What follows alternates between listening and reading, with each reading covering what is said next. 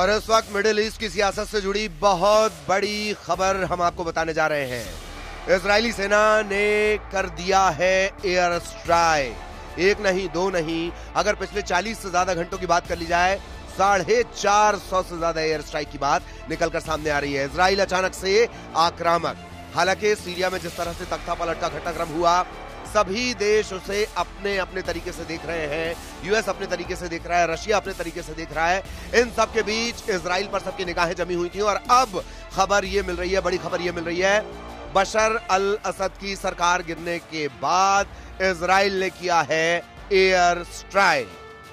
बीते तकरीबन 45 घंटों की अगर बात कर ली जाए, 450 से ज्यादा हमले किए गए हैं। सीरिया के कई शहरों में हथियारों के depot, anti aircraft batteries production site पर ताबड़तोड़ हमले किए जा रहे हैं। इसके पीछे बताया जा रहा है बशान एरो ऑपरेशन।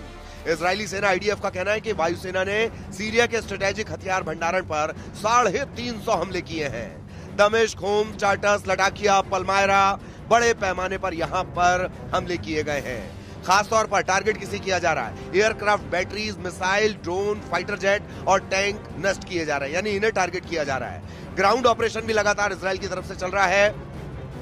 ग्राउंड ऑपरेशन में भी स्ट्राइक की जा रही है। इजराइल के जो गवर्नमेंट के सूत्र हैं, उनके हवाले से जानकारी मिल रही है कि सीरिया का नौसैनिक बेड़ा पूरी तरह से तबाह कर दिया गया है। सेना का अनुमान है कि उन्होंने बशर अल असद के 80% सैन्य ठिकाने नष्ट कर दिए हैं। इजराइल की तरफ से इसे बशान एरो नाम दिए जाने की बात सामने आ रही है। सीरिया में अलकायदा से जुड़े जो सुन्नी विद्रोही गुट है HTS, उसका कब्जा हो गया है। बशर के रूस भाग जाने के बाद इजराइल ने इस मौके का फायदा उठाया। इजराइल ने सीरिया के सैन्य ठिकानों पर हमला कर दिया है। सिर्फ हवाई हमले नहीं, बल्कि जमीनी स्तर पर भी इजरायली सेना सीरिया की सीमा के भीतर घुस गई है। 1990 के आसपास, 1994 में एक एग्रीमेंट के बाद ये पहली बार हो रहा है जब इजरायली सेना ने सीरिया की जमीन पर अपनी एंट्री की है। अब तक जो जानकारी मिली है उसके मुताबिक इजरायली सेना गोलान हाइट्स के पास तकरीबन 10 किलोमीटर भीतर तक घुस गई है। बफर जोन भी बना लिया गया है। कई रिपोर्ट्स ये भी कह रही है कि इजराइल ने सीरियाई इलाकों पर कब्जे की योजना बनाई है। इस प्लानिंग को वो बहुत जल्द अंजाम देने जा रहा है। उत्तर सीरिया के जो शहर है वहां पर सीरियन डेमोक्रेटिक फोर्सेस SDF और तुर्की समर्थित सीरियन नेशनल आर्मी SNA, इनके बीच लगातार संघर्ष जारी है। यानी सीरिया की स्थिति ऐसी हो गई है, हर कोई अपने तरीके से लाभ उठाना चाह रहा है। वजह है उसकी कमर्शियल वैल्यू, वजह है उसकी जमीन का ट्रांसपोर्टेशन के लिए इस्तेमाल होना।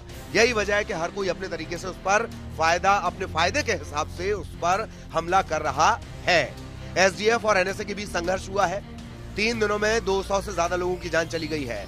SDF की तरफ से यह कहना है कि अमेरिका समर्थित कुर्दिश समूह ने तुर्की समर्थित सुरक्षा बलों के साथ सीज फायर एग्रीमेंट पर सहमति की बात निकलकर सामने आई, लेकिन यह जमीन पर कहीं नजर नहीं आ रहा है।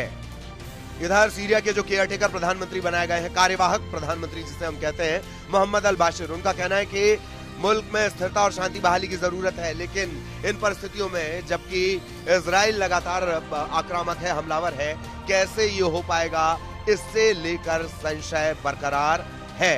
तो इजराइल ने आक्रामक होते हुए तकरीबन जो हमले हैं, जो जिस तरह से हम आपको जानकारी दे रहे हैं, कुछ घंटों के अंतराल में 40 घंटों के अंतराल में 40-45 घंटे के करीब करीब 450 एयर स्ट्राइक की है।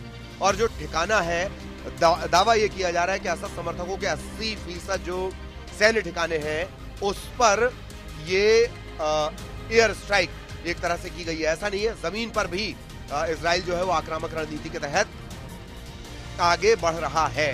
अब सवाल ये उठ रहा है कि इजराइल जो सीरिया में तख्ता पलट के हालात बने, बशर अल असद को भागना पड़ा, तो क्या इजराइल इसमें कोई मौका अपने लिए तलाश रहा है या ये किसी तरह की चुनौती इजराइल के लिए है? अभी तो इस तरह से घटनाक्रम को देखकर लगता है कि वो इस मौके का फायदा उठा रहा है। मिडिल ईस्ट में लगातार तनाव बढ़ रहा है। 90 लाख के करीब वहां भारतीय रहते हैं। ये भी एक बड़ी चिंता की बात है। घटनाक्रम आपको पता ही है। तकरीबन 5 दशक के बाद जो असद परिवार है, उनका किला 11 दिन में ढह गया। इससे ज्यादा वक्त बांग्लादेश में लगा था। इससे कम वक्त में बशर अल असद का किला, असद परिवार का जो किला है, वो ढह गया है। शुरुआत में ये खबर भी आई थी कि जो बशर अल असद हैं उनके प्लेन को टारगेट किया गया है, ब्लास्ट किया गया है। हालांकि बाद में स्थिति साफ हुई कि वो मॉस्को में भाग गए हैं, वहां पर उन्हें शरण मिली है। और अब स्थितियां अलग अलग, जो जानकार हैं वो अपनी अपनी तरह से जानकारी दे रहे हैं कि क्या अरब स्प्रिंग, एक टर्म इस बीच बार बार निकलकर सामने आ रहा है कि अरब स्प्रिंग कई मिडिल ईस्ट की सत्ता परिवर्तन का कारण बना था 2010 के आसपास। ट्यूनीशिया में तब इस तरह की दिक्कतें शुरू हुई थी। और अब जब 2024 को जो विद्रोह शुरू हुआ, महज 11 दिन में सीरिया में सत्ता परिवर्तन हो गया। तो अरब स्प्रिंग के विस्तार की तरह इसे देखा जा रहा है। अलग अलग जानकार इसे लेकर अलग अलग बातें कर रहे हैं। इजराइल ने बशर की सत्ता का खात्मा होता ही सबसे पहले इसका स्वागत किया था। नेतन्याहू ने मिडिल ईस्ट के लिए इसे ऐतिहासिक दिन बता दिया था। 1.5 साल में इजराइल ने गजा से हमास का सफाया किया है, लेबनान में हिजबुल्लाह से सीजफायर कर लिया है, और अब सीरिया में बशर की सत्ता का खात्मा होने के बाद इजराइल अचानक से आक्रामक हो गया है सीरिया को लेकर। तो गोलान हाइट्स की तरफ भी कदम बढ़ाए जा रहे हैं, जमीन से कदम बढ़ाए जा रहे हैं, ये आप ध्यान रखिएगा। एयर स्ट्राइक तकरीबन 450 एयर स्ट्राइक हुई है। अब तक हालांकि साफ नहीं हो पाया कि दमिश्क पर कब्जा करने वाले हयात तहरीर अल शाम से इजराइल के रिश्ते कैसे होंगे, लेकिन इजराइल कहीं ना कहीं बेहद आक्रामक होकर इसे देख रहा है। तो ये ऐसे समझिए, Türkiye, Syria, Iraq, Iran, Armenia, ये सब कैस्पियन सागर से लगे हुए देश हैं। 5 देश जो आसपास के देश हैं, जो हम जिसकी जानकारी आपको दे रहे हैं। माना यह भी जा रहा है कि आईएसआईएस जैसा कोई नया खतरा भी उभर सकता है। ये अलग अलग जानकार हैं, अलग अलग तरीके से अपने अपने तरीके से वो इस पूरे घटनाक्रम को देख रहे हैं। लेकिन इजराइल से जुड़ा जो बड़ा अपडेट है वो हम आपको लगातार बता रहे हैं कि इजराइल ने 450 से ज्यादा एयर स्ट्राइक की है। और दावा ये किया जा रहा है, आईडीएफ जो है वहां की, वो ये दावा कर रही है कि 80% सैन्य ठिकाने तबाह कर दिए गए हैं। सीरिया में बशर अल असद की सरकार गिरने के बाद हजारों जो सीरियाई सैनिक हैं वो इराक की सीमा में भी दाखिल हुए हैं। और कोशिश उनकी ये है कि सीरिया में जमीन पर भी, इन 1994 के आसपास एक एग्रीमेंट इनके बीच हुआ था, और 1994 के बाद ये पहली बार होगा कि जमीन पर, सीरिया की जमीन पर इजराइल के सैनिक घुसे हैं।